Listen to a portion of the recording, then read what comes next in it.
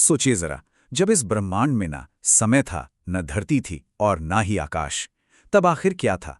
चलिए आज की इस खास चर्चा में हम उस अजन्मे परमेश्वर के रहस्य को समझते हैं। ये जानना वाकई बेहद दिलचस्प है कि समय और सृष्टि के अस्तित्व में आने से पहले ही वो अनंत शक्ति कैसे प्रकट हुई। आज की हमारी इस चर्चा का मुख्य विषय है भगवान शिव की संपूर्ण कथा, उनके प्रकट होने से लेकर उनके अनंत रूप तक की पूरी कहानी। पारंपरिक पुराणों के आधार पर हम महादेव के महाकाव्य युगों की एक कालानुक्रमिक यात्रा पर चलेंगे। इस ब्रह्मांडीय जीवनी में हम इन मुख्य पड़ावों से गुजरेंगे: महादेव की उत्पत्ति, सती का बलिदान, पार्वती जी की तपस्या, उनका अनोखा विवाह, श्री गणेश का जन्म और अंत में अर्धनारीश्वर तथा अन्य अवतार। हर युग अपने आप में एक अलग ही कहानी कहता है। तो चलिए सबसे पहले पड़ाव की ओर बढ़ते हैं, महादेव की उत्पत्ति। बात बिल्कुल शुरुआत की है। कहा जाता है कि एक बार सृष्टि के रचयिता भगवान ब्रह्मा और पालनकर्ता भगवान विष्णु के बीच अपनी श्रेष्ठता को लेकर एक विवाद छिड़ गया। तभी वहां एक विशाल अग्नि स्तंभ प्रकट हुआ, जिसका ना कोई आदि था न अंत। दोनों देवता उस ज्योतिर्लिंग का छोर ढूंढने निकले, पर ढूंढ नहीं पाए और उसी असीम ज्योति से महादेव प्रकट हुए। इस घटना ने सभी देवताओं के सामने शिव की सर्वोच्च शक्ति को सिद्ध कर दिया। वैसे विष्णु पुराण में शिव के जन्म की एक और बड़ी ही रोचक कथा मिलती है। एक बार ब्रह्मा जी को सृष्टि रचना के लिए एक बच्चे की आवश्यकता थी। उन्होंने घोर तपस्या की और तब शिव एक रोते हुए बालक के रूप में ब्रह्मा जी की गोद में प्रकट हुए। चूंकि वो बालक अपना कोई नाम ना होने के कारण लगातार रो रहा था, इसलिए ब्रह्मा जी ने उन्हें रुद्र नाम दिया, जिसका अर्थ ही होता है रोने वाला। आइए अब दूसरे हिस्से की तरफ बढ़ते हैं, जो शिव के पहले सांसारिक संबंध के बहुत ही दुखद युग की ओर ले जाता है: सती का बलिदान और शिव का क्रोध। ये वाकई दिल दहला देने वाला क्षण है। देवी सती कनखल में अपने पिता राजा दक्ष के यज्ञ में गई थीं। वहां दक्ष ने शिव जी का घोर अपमान किया। ये सब देखकर सती जी इतनी आहत हुईं कि उन्होंने दक्ष से साफ कह दिया, पिता और पुत्री का संबंध यहीं समाप्त होता है, मैं इस शरीर का त्याग करूंगी। और अपने दृढ़ निश्चय के साथ उन्होंने उसी यज्ञ की पवित्र अग्नि में खुद को भस्म कर दिया। जैसे ही महादेव तक सती के भस्म होने की खबर पहुंचे, सोचिए क्या हुआ होगा। वो अत्यंत क्रोधित हो उठे। उनका त्रिशूल और डमरू, जो ब्रह्मांडीय शक्ति और विनाश के प्रतीक हैं, उनका रूप ही बदल गया। शोक और गुस्से में डूबे शिव ने अपनी एक जटा उखाड़ी और उसे पटककर एक भयंकर योद्धा पैदा किया, वीरभद्र। उसने जाकर दक्ष के उस अहंकारी यज्ञ को पूरी तरह से तहस नहस कर दिया। ये महादेव के विनाशकारी तांडव की महज एक छोटी सी झलक थी। तीसरा पड़ाव है पार्वती की घोर तपस्या। यहां से कहानी का स्वर शोक से हटकर अपार दृढ़ता की ओर मुड़ जाता है।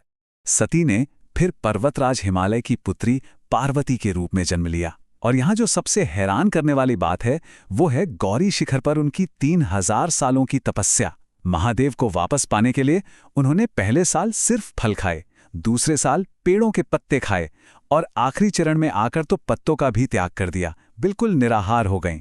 इसी वजह से उन्हें अपर्णा नाम मिला। इस लाजवाब तपस्या को देखने के बाद शिव जी ने सोचा, क्यों ना इनकी थोड़ी परीक्षा ली जाए। तो वो भेष बदलकर एक ब्रह्मचारी के रूप में पार्वती जी के पास पहुंचे और वहां जाकर खुद अपनी ही बुराई करने लगे। उन्हें शमशानवासी और कापालिक कहा। ये पार्वती जी के अटूट संकल्प की एक बहुत ही कड़ी परीक्षा थी, जिसे उन्होंने अपनी सच्ची निष्ठा से हंसते हंसते पार कर लिया। अब आते हैं चौथे भाग पर, शिव पार्वती का वो अनोखा ब्रह्मांडीय विवाह, जिसने परम वैरागी को भौतिक संसार से जोड़ दिया। इस शादी का माहौल सच में अद्भुत था। एक तरफ पार्वती जी का पक्ष था, जिसमें राजघराने के लोग, देवता और उच्च कुल के मेहमान थे, और दूसरी तरफ महादेव की बारात, उसमें भूत, पिशाच, जानवर और विक्षिप्त जीव शामिल थे। पर सबसे मजेदार किस्सा तो तब हुआ जब वंशावली बताने की रस्म आई। शिव जी बिल्कुल मौन बैठे रहे।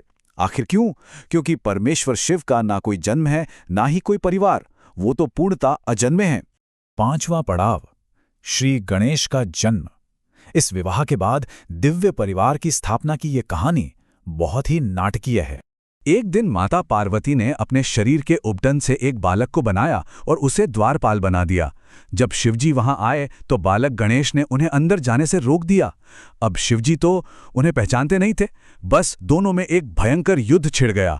गुस्से में आकर महादेव ने त्रिशूल से गणेश का सिर काट दिया। बाद में जब पार्वती जी व्याकुल हो उठी तो इसी घटना ने एक चमत्कारिक पुनर्जीवन का रास्ता खोल दिया। ग्रंथों में बिल्कुल साफ उल्लेख है कि शिव की आज्ञा पाकर भगवान विष्णु पुष्पभद्रा नदी के पास वाले जंगल में गए। वहां उन्हें एक सोता हुआ हाथी मिला और वो उसी का सिर ले आए। उसी सिर को गणेश के थड़ से जोड़ा गया, उन्हें नई जिंदगी मिली और ये वरदान भी मिला कि सभी देवताओं में सबसे पहले उन्हीं की पूजा की जाएगी। अब हम अपनी चर्चा के आखिरी और छठे पड़ाव पर आते हैं, अर्धनारीश्वर और भगवान शिव के अन्य अवतार। युगों युगों तक ब्रह्मांड का संतुलन बनाए रखने के लिए शिव जी ने कई अलग अलग रूप लिए हैं, जैसे काल भैरव जो ब्रह्मा जी का अहंकार तोड़ने के लिए प्रकट हुए, या फिर शरभ अवतार जब उन्होंने 8 पैरों वाले एक शक्तिशाली पक्षी का रूप लिया ताकि भगवान नृसिंह के प्रचंड क्रोध को शांत कर सकें। और ब्रह्मचारी वाला रूप तो हम देख ही चुके हैं, जो उन्होंने पार्वती जी की परीक्षा लेने के लिए धरा था। इन सब में अर्धनारीश्वर स्वरूप सबसे खास और अद्भुत है।